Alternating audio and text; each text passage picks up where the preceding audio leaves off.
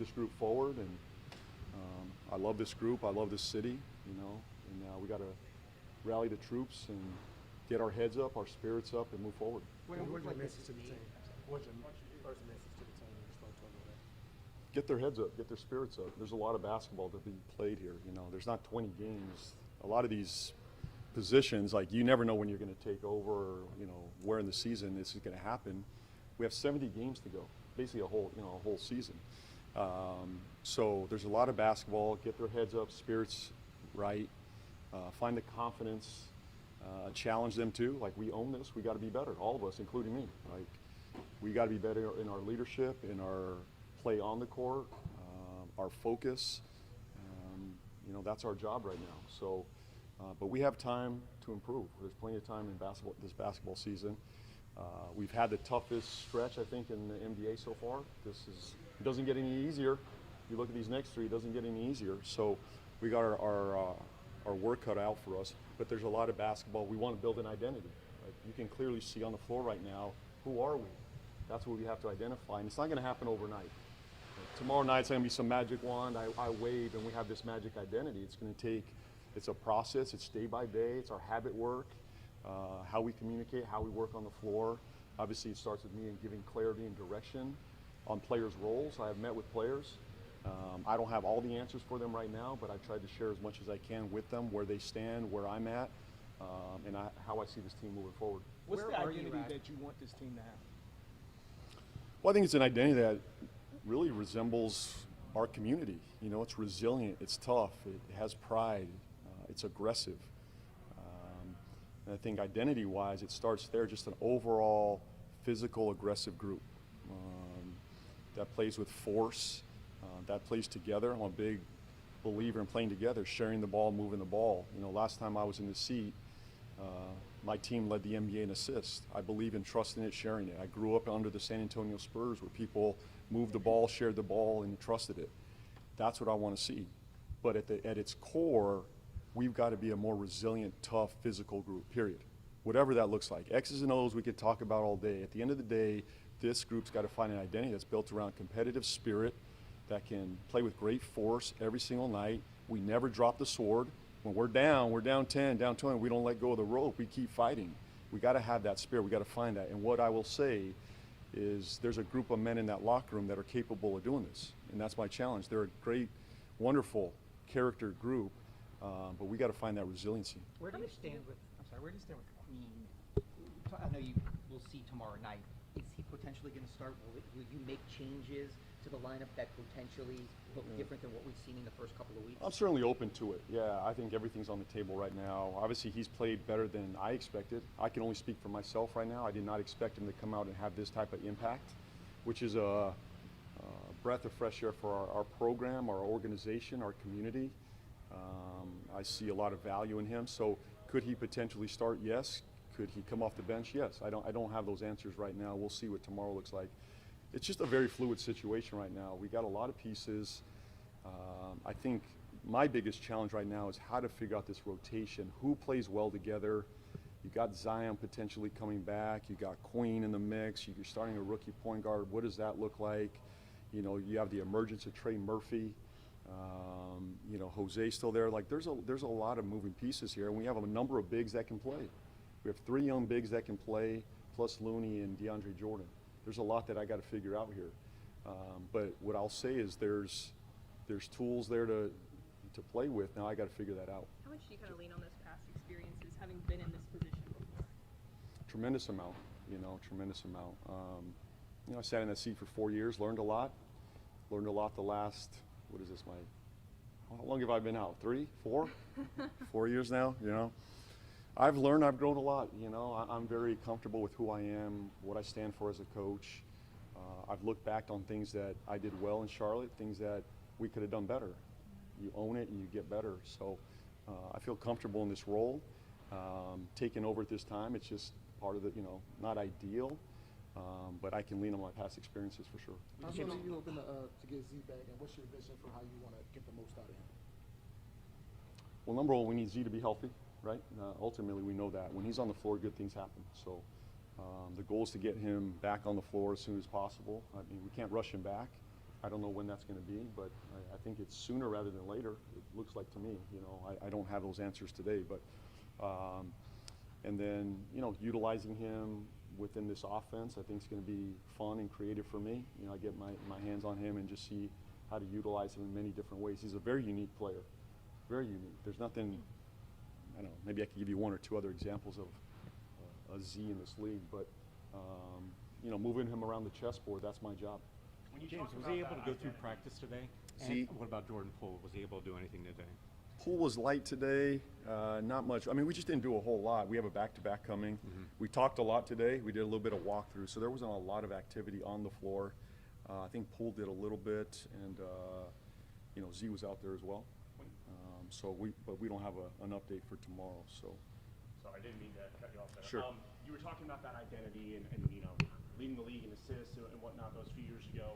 How confident are you when you look at this roster that they can kind of achieve? oh, they and can do earn that. They can identity? do that, absolutely. I mean, this group, this is a very unselfish group. It's just it's about what we stand for and our standards at the end of the day. We got to lean into what we're going to stand for, what we're going to look like, and I've got to hold them accountable to that. Every one of them, from the top, you know, player on our team to, you know, the rookies to the 15th, 16th, 17th man. Like, there's got to be a standard of this is who we are, this is what we stand for. Hold them accountable to that. Again, my last team, we were playing a bunch of young guys, rookies, and we got them to buy into it. But it's chipping away at it. Just like anything in life, you just got to chip away every day at it. Habit work. This is our standard. When they're not doing it, when I'm not doing it, we hold ourselves to a higher standard and hold each other accountable to that. And that's truly where leadership comes in. This is a leadership position I'm in. And I've got to be out front, leading this group, demanding it, celebrating it, rewarding it, and moving this group forward. You mentioned the character of this team. Yeah. And with the tough times starting this year, even the tough year last year, sometimes you would see a team splinter. For you to mention how good the character is that maybe one of the most encouraging things? Yeah. Like trying to turn this around? No, this group's still together. I don't feel that at all. This is not a splintered group. They're committed to one another. They like one another. You know, they really enjoy being around one another. They're pulling for each other. It's a connected group. So that we do have that behind us. This is a talented group, a talented roster that's together. I'll take my chances with that. When you're evaluating which pairings work well together, which lineup groups work together, how sensitive are you to the fact that, hey, this is still early in the season, samples might not be where they need to be to act upon, versus, okay, we've kind of seen enough, maybe we do want certain changes or certain pairings on the court together? I wish we had more data on that. I don't think we have enough yet to say this absolutely works. I'll try to find some consistency in the next, let's call it 5 games, that we look at a sample and say this is working. I don't think we can say after a couple games this is absolutely going to work. I think we've got to really look at it in a 5 to 10 game sample, and I could probably be clear there. Where I can be sensitive is being consistent in some of those rotations, so they give us an idea down the road what that could look like. But I also got to be sensitive to trying stuff that works. If something's not working, move off it, and I'm okay with that. Just adapt. Like right now, I just got to adapt and try some different things, look at different lineups, pairings. This is very new. We're very new into this season. So, but yeah, we'll try, especially the bigs. The bigs got to figure out, like, that's probably where I'm going to lean in most. We have a group of bigs that can play. How do they work together? Zion is so unique. Who pairs best with him? I'm sure people have said that the numbers of Zion and Queen, I think, are really good. If I'm not mistaken, that's a number that has been given to me. And how true is that? I don't know. I think we're going to have to find out. We need a bigger sample there. But what I can say is we're going to try some stuff. I know Sure. I'm sorry. I know that you are unselfish, and you talked about your team being unselfish, but no matter the circumstances, these opportunities don't come along very often. You've interviewed for Lakers and Cavs and Suns jobs. Do you understand that this is an important moment for you individually? Well, I'll always remember this day.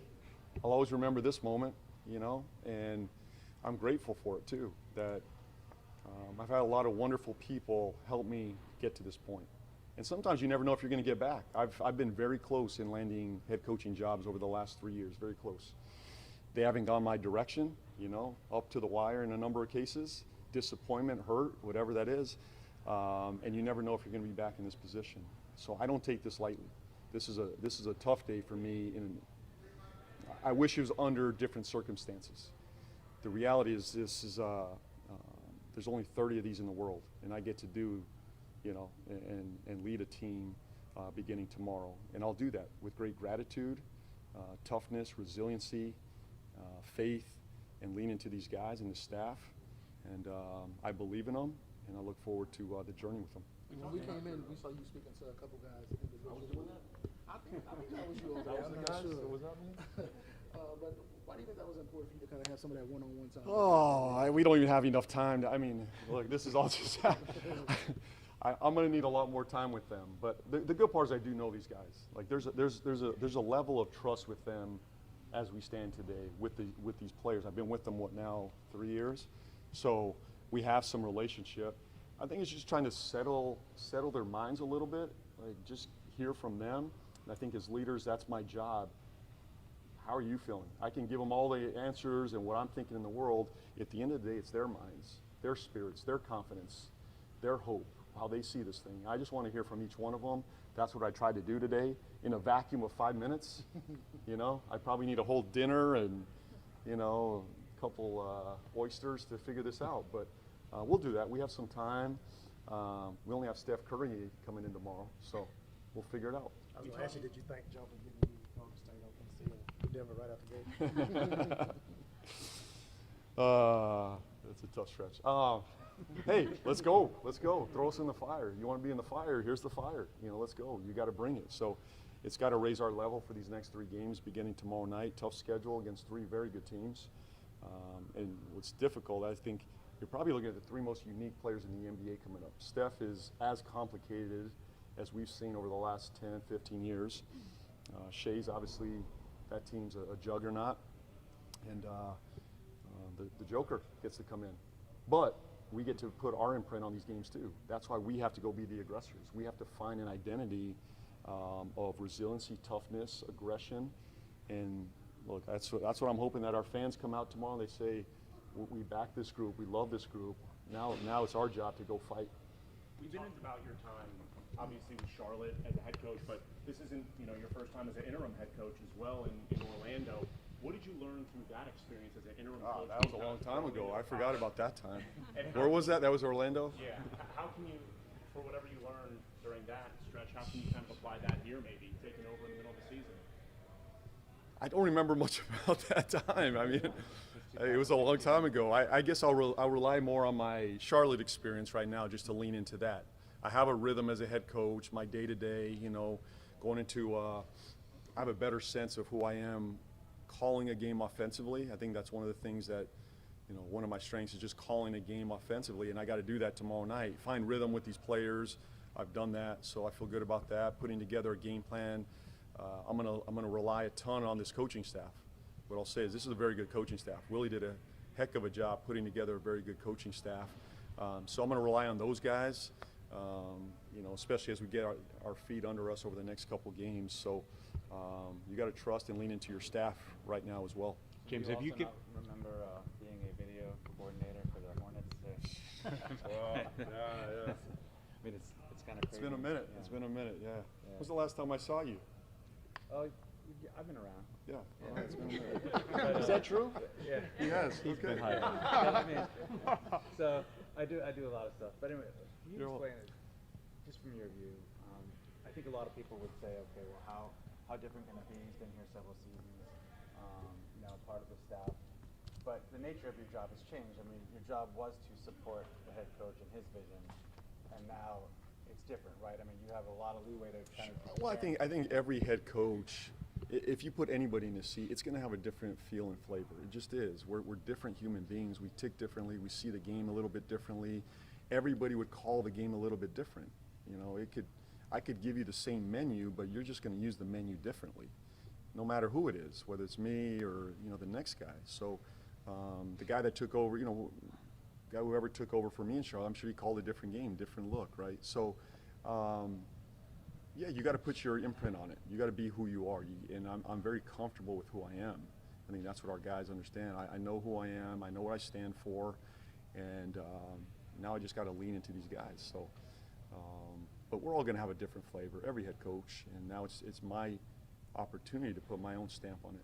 James, have you had any consideration on who you're going to replace your old position on the bench yet? I'm sure you probably haven't had time to even think about that. Hey, Yeah, let okay. me put that on my list too. Let's put that on my list. Patty, can we put that on the list? Replace yourself. Replace yourself. I don't know. We have, Joe and I haven't really talked to the staff yet. I don't know if there's going to be anything, but what I'll go back to is I believe in the staff, and I know these guys. I trust them. There's a lot of manpower here, and it's my job to pull even more manpower out of them and maximize that group. It's not just the players. If we got a staff that's fully committed, aligned, pushing this group forward, our players are only going to be better for that. So that's my job, and I believe in that group. David, do you have a message to the fans? No, don't give up. Don't give up.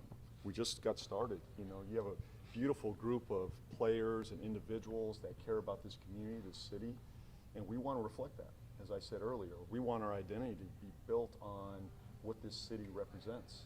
I think maybe all of us here would have a different representation of what that looks like, but at my core, I see this as a resilient community, tough, right? Pride, energy. They show up every day, they do their job, and I think that's what I'm looking for in our players, and we want to reflect that for our community. That's who they are.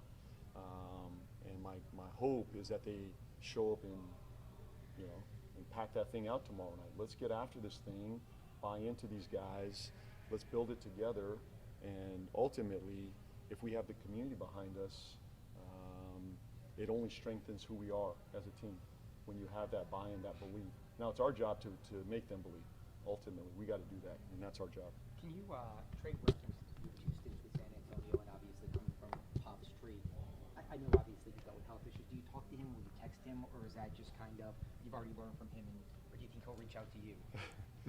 I'll always lean on Pop. I wouldn't be standing here without him. And I go back to the gratitude piece for me. Think about the fortune I've had for my first run as a professional to be in San Antonio with Greg Popovich, and he's one of those. There's probably 5 or 6 people I'll talk to today, and he's one of them. Just lean on his advice, and sometimes it's a one-liner. Sometimes I get 5 minutes, and sometimes it's a dinner.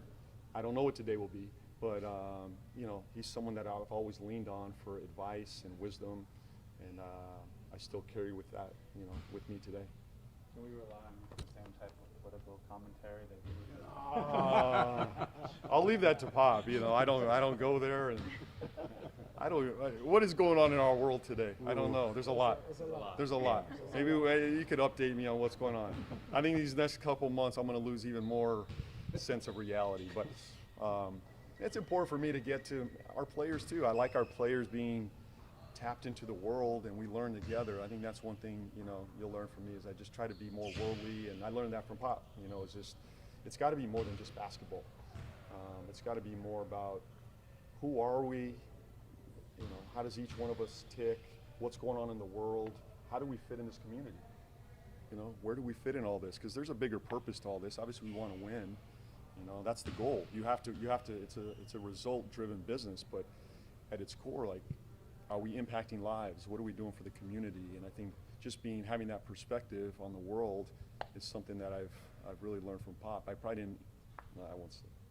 I'll leave it there. Good wine too, right? Good one. Yeah. We've had a lot of good meals together. And I'll say this. This is one of Pop's favorite cities to dine. You like Clancy? Clancy's, right? Clancy's. Oh, were you guys there stalking him?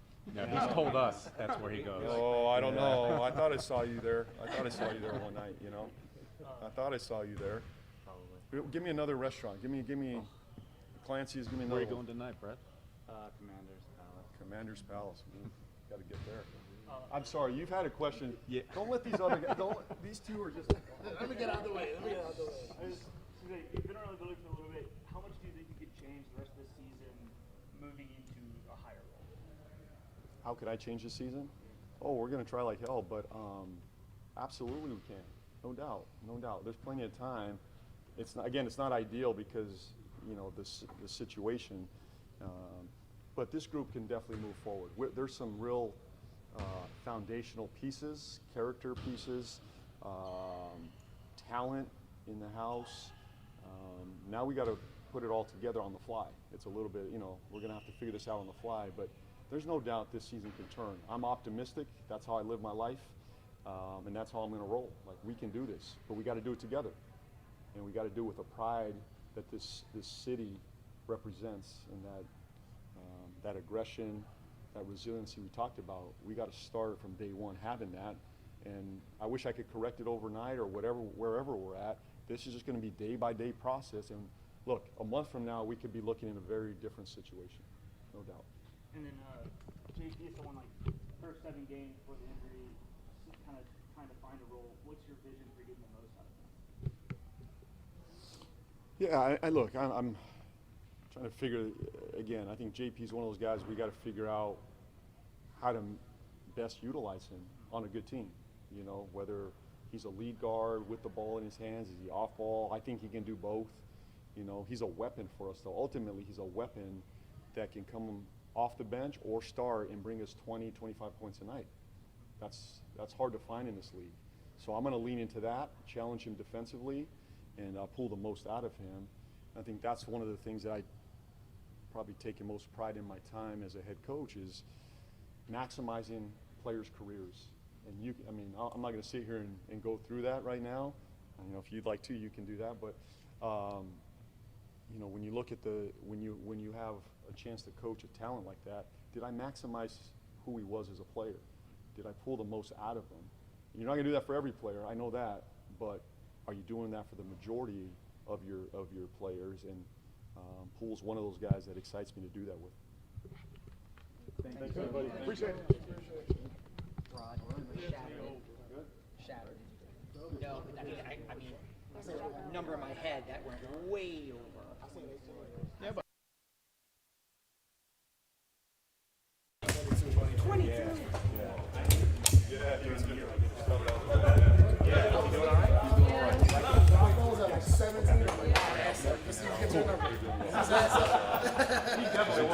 Good. Junior year, big year, junior year. Yeah. I also have to cover the Saints and LSU and everything else, so I'm not always. It's been a minute, yeah. But yeah, no, I'm still in touch with Harold. You wouldn't know this, but I was at the Mets game in 2018. You and I both tickets. You were a little. Oh yeah. You remember that? That's it. Yes. Yeah. Yeah, it was like summer of 2018.